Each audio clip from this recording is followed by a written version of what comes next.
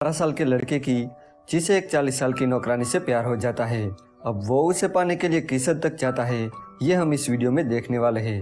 Hello दोस्तों, आज हम द मैड मूवी को एक्सप्लेन करेंगे जो 2014 में रिलीज हुई थी। मूवी स्टार्ट होती है और हम एक लड़के को देखते हैं जिसका नाम जैक था।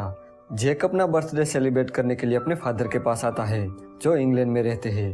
घर पहुंचकर जैक अपने फादर से मिलता है, पर इन दोनों की बातों से हमें पता चलता है कि इन दोनों की आपस में बिल्कुल नहीं बनती।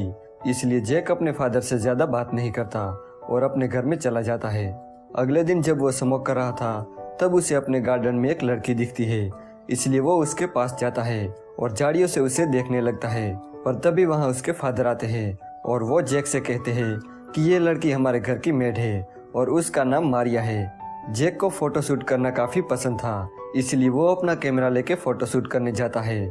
फोटोशूट करके जब वो अपने घर आता है तब वो मारिया से मिलता है और दोनों यहाँ बातें करते हैं।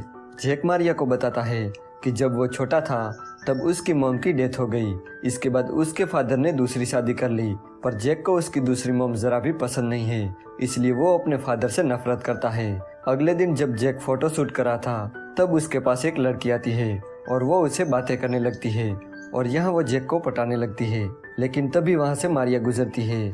वो इन दोनों को देखते हुए वहाँ से चली जाती है। इसके बाद जब वो घर आता है तब चुपके से वो मारिया की फोटो लेने लगता है। जब वो किचन में आता है तब मारिया उसे उस लड़की के बारे में पूछती है। वो जैक से कहती है कि तुम्हें इतनी जल्दी यहाँ नहीं आना चाहिए था, बल्कि तुम्हें तो उस लड़की के साथ टाइम स्पेंड करना चाहिए था। यहाँ जैक मारिया की तरफ अट्रैक्ट होने लगा था। वो मारिया से कहता है कि वो उसके साथ बहुत अच्छा फील करता है। जैक मारिया को अपनी मॉम की फोटो दिखाता है और उसे कहता है कि वो उसकी मॉम की तरह दिखती है। जैक की ये बात सुनकर मारिया उसे कहती है कि जब वो 16 साल की थी तब वो प्रेग्नेंट हो गई थी और तब उसके बॉयफ्रेंड ने भी उसे छोड़ दिया था। लेकिन इन सब के बाद भी उसने अपने बच्चे को जन्म दिया, पर बदकिस्मती से वो बच्चा मारिया के साथ नहीं है। इसके बाद जैक और मारिया एक दूसरे के बहुत करीब आ जाते हैं और हर एक बात को एक दूसरे के साथ शेयर करने लगते हैं। इसके बाद हम जैक के फादर डेविड को देखते हैं जो जैक को टाइम देना चाहते थे और अपने बिगड़े हुए रिश्ते को ठीक करना चाहते थे, पर वो अपने काम में बहुत बिजी रहते हैं। इसलिए जैक उन पर बहुत गुस्सा करता है और बिना बात करे वहाँ से चला जाता है। अगले दिन डेविड किसी काम से बाहर चला जाता है। तब जैक और मारिया घर पे अकेले थे। मारिया जैक को समझाते हुए कहती है कि तुम्हें अपने फादर से इस तरह से बात नहीं करनी चाहिए। वो तुमसे बहुत प्यार करते हैं और तुम्हें उसके साथ अच्छे से पेश आना चाहिए। इसके बाद रात को सोते वक्त जैक अपने कैमरे में मारिया की फोटो देखने लगता है। फोटो देखकर वो हिलाने लगता है और फिर सो जाता है। अगले दिन हम देखते हैं कि मारिया का एक्स बॉयफ्रेंड उसे मिलने आता है। जब वो दोनों बात कर रहे थे तब जैक छुपके से उनकी बातें सुनता है। मारिया का एक्स उसे कहता है कि वो अभी भी उसे बहुत प्यार करता है और अगर वो चाहे तो वो दोनों फिर से साथ में रह सकते हैं, लेकिन मारिया उसके साथ रहने से मना कर देती है। अगले दिन जैक का बर्थडे था। जब वो किचन में आता है तब मारिया उसे बर्थडे विश करती है। तब जैक बहुत खुश हो जाता है। मारिया जैक से पूछती है कि तुम्हें अपने बर्थडे में क्या गिफ्ट चाहिए। ये सुनकर जैक खुद को रोक नहीं पाता और वो मारिया से कहता है कि वो उसे टच करना चाहता है। ये सुन के मारिया को बहुत अजीब लगता है और वो ऐसा करने से जैक को मना कर देती है, लेकिन इसके बाद भी वो मारिया को टच करने लगता है। मारिया को ये सब अच्छा नहीं लगता और वो जैक को एक थप्पड़ मारती है, पर तभी घर की डोरबेल बजती है। मारिया जब दरवाजा खोलती है तो वहाँ एक लड़की होती है। ये वही लड़की थी जो उस दिन जैक को पटा रही थी। जैक उस लड़की के साथ घूमने चला जाता है। यहाँ जैक उस लड़की से कहता है कि मुझे तुम में कोई इंटरेस्ट नहीं है। इतना कहकर वो वापस घर आ जाता है। यहाँ आकर वो देखता है कि मारिया रो रही थी। जैक उसके पास जाता है और उसे बात करता है। जैक उसे कहता है कि मैं तुम्हारे बेटे जैसा हूँ और मैं तुम्हें हग करना चाहता हूँ। तो मारिया उसकी बात मान लेती है और उसे गले लगती है।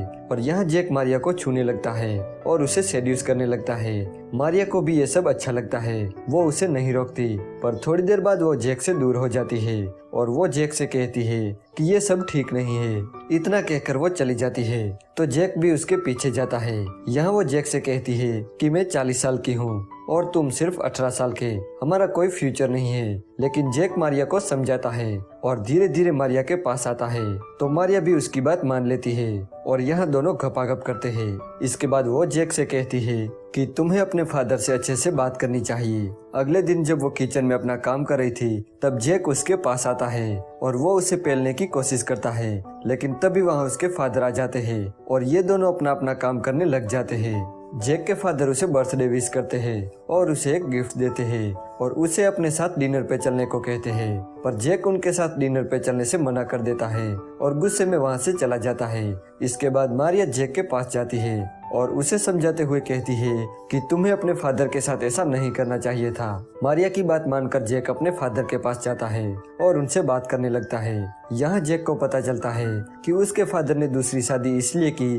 ताकि वो जैक की अच्छे से देखभाल कर सके। वो जैक से बहुत प्यार करते हैं और आगे भी करते रहेंगे। अगले दिन हम इन दोनों को साथ में देखते हैं। मारिया जैक को अपने घर ले जाती है। यहाँ वो जैक को बताती है कि उसके बेटे की मौत बचपन में ही एक कार एक्सीडेंट से हो गई थी। अब ये कहकर वो रोने लगती है, तो जैक उसे शांत करता है और बाद में उसके साथ गपागप करता है। इसके बाद वो अपने घर आता है। यहाँ वो अपने फादर से अच्छे से बात करता है, जिसे देखकर उसके फादर बहुत खुश हो जाते हैं। और अब जैक को भी वापस जाने का टाइम आ गया था। वो अपना सामान पैक करता है और जाने से पहले वो मारिया से मिलता है। इसके बाद वो अपने फादर से गले लगता है। जैक ने अब अपने फादर को माफ कर दिया था और अब इन दोनों का रिश्ता ठीक हो गया था। ये सब मारिया की वजह से हुआ था।